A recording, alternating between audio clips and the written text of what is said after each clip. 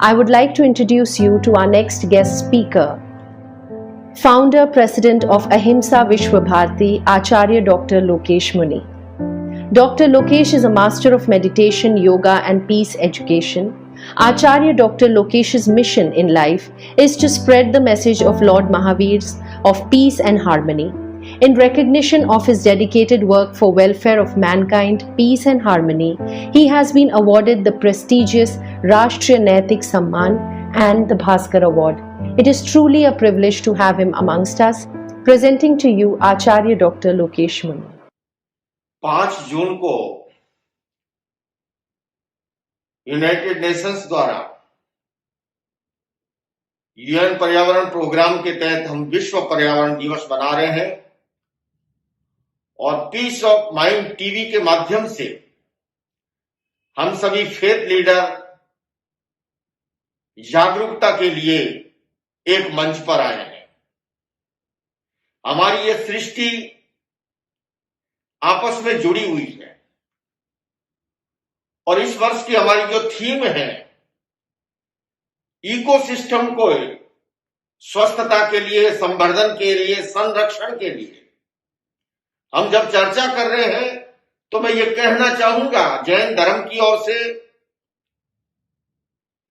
कि हमारी सृष्टि जब आपस में जुड़ी हुई है और इस सृष्टि में से किसी एक तत्व को भी प्रभावित होता है या नुकसान पहुंचता है, चाहे वो छोटे से छोटा मधुमक्खी या तितली भी क्यों ना हो, उससे सारी समष्टि प्रभावित होती है।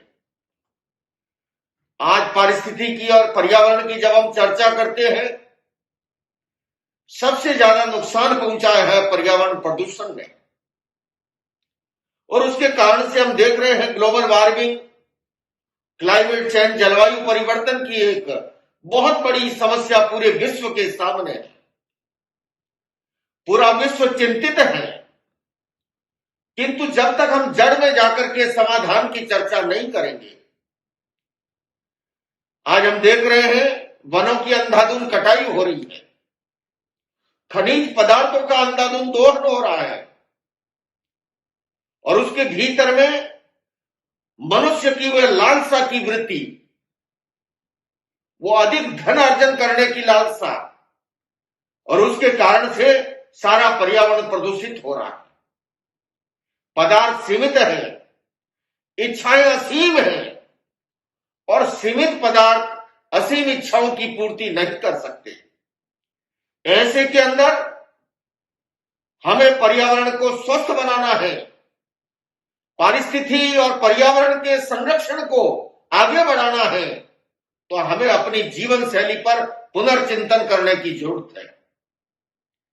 अत्यधिक भौतिकतावादी जीवन शैली, अत्यधिक उपभोक्तावादी जीवन शैली ने भी पर्यावरण को नुकसान पहुंचाया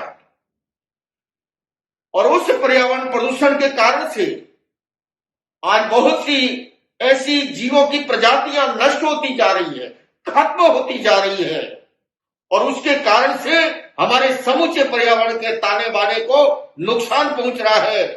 आज हम देख रहे हैं ग्लेशियर्स पिघल रहे हैं, ओजोन की छतरी का छेद वृहद होता जा रहा है, समुद्र का जल स्तर बढ़ता जा रहा है, तापमान बढ़ रहा है। इन सब के पीछे मूल जड़ के अंदर है वो है पर्यावरण प्रदूषण एक बड़ा कारण, पर्यावरण को पहुंचाया हुआ नुकसान और उसमें कहीं न कहीं मानव को आज पुनर्चिंतन करने की जरूरत है। इस कोरोना की परिस्थिति के अंदर हम फिर से प्रकृति की ओर लौटे, हम फिर से आत्मावलोकन करें अपनी जीवन शैली के प्रति और हमारे महान धर्म ग्रंथों के अंदर भगवान महावीर ने भी जैन धर्म में 60 जीव निकाय सिद्धांत का एक मौलिक प्रस्तावना की थी और उन्होंने कहा पृथ्वी, पानी, अग्नि, वायु, वनस्पति, इनका अनावश्यक छेदन भेदन मत करो, इनका अनावश्यक उपयोग मत करो। इच्छाएं तो आकाश के समान अनंत है, सीमित पदार्थ असीम इच्छाओं की पूर्ति नहीं कर सकते। मुझे बहुत ही प्रसन्नता है हमारी बहन डॉक्टर बिन्नी सरीन ने जब मुझे पीस ऑफ माइंड टीवी के लिए इस विषय पर आमंत्रित किया। सचमुच में हमारा ब्रह्मकुमारी परिवार जागरूकता के लिए बड़ा कार्य कर रहा है। मैं बधाई देना चाहता हूं। मैं जैन धर्म की ओर से, अहिंसा विश्व भारती संस्थान की ओर से विश्वास दिलाता हूं कि हम सब मिलकर के इस हमारे इकोलॉजिकल सिस्टम को स्वस्थ बनाने के लिए, उसके संरक्षण के लिए हम मिलकर के कार्य करें और एक ऐसा जागरूकता का अभियान चलाएं जन जन के बीच में, जिससे कि लोग इसके प्रति जागरूक बने और आज हमारी ऐसी प्रजातियां जो नष्ट हो रही हैं, उनकी वापस कैसे बहाली हो, इस पर भी हमें चिंतन करना है। मैं समझता हूं सभी मिलकर के चलेंगे। निश्चित रूप से पुणे जो है, इस कोरोना महामारी ने भी आदमी को बहुत सबक दिया है। हवा में उड़ता जा रहा था, उसे धरती पर आने का मौका मिला है और हम देख रहे हैं उसके कारण से आज जो है आकाश स्वच्छ दिखाई देता है, गंगा आदि नदियां निर्मल दिखाई देती हैं।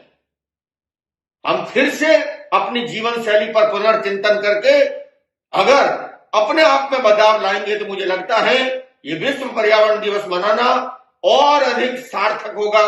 और ये हमें केवल 5 जून को नहीं, 5 जून से प्रारंभ होकर के आने वाली 5 जून 2022 तक इस अभियान को चलाना है और सतत अभियान चलने से ही इसमें पुनः परिवर्तन आएगा।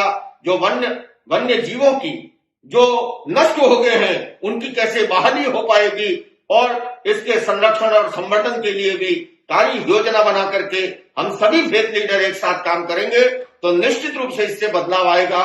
मैं हमारे यूनाइटेड नेशंस के इस एनवायरमेंट प्रोग्राम के लिए मैं पुनः बहुत बहुत आज के दिन शुभकामनाएं देता हूं।